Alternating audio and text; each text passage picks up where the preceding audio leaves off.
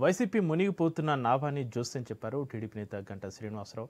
YCP నుంచి నాయకులు బయటికి వెళ్లిపోవడాన్ని బట్టి చూస్తే ఆ పార్టీపై నేతలకు నమ్మకం లేదని చురుకులంటించారు గంటా. తనను చీపురుపల్లిలో బొత్స సత్యనారాయణపై పోటీ చేయాలని టీడీపీ అధిష్టానం ఆదేశించినట్లుగా తెలిపారాయన.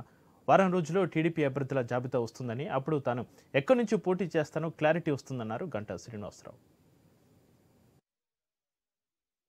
ఒక మునిగిపోతున్న పడవ, సింకింగ్ బోట్.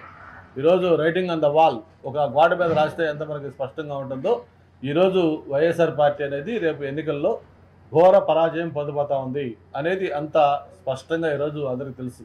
అందుకే ఒక్కొక్క వికెట్ పోతా ఉంది. నిన్న చూసాం మళ్ళీ లేటెస్ట్గా.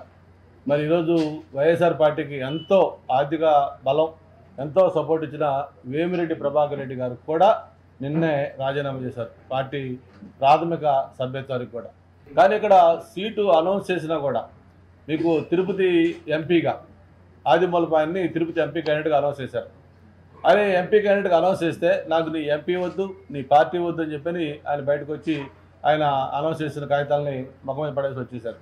మరి ఈరోజు చూస్తూ ఉన్నాం, అలా శ్రీకాకుళం దగ్గర నుంచి చిత్తూరు దాకా మొత్తం 175 కాన్స్టిట్యూన్సీలో కూడా ఈరోజు అందరిలో ఒక అభద్రతా భావం.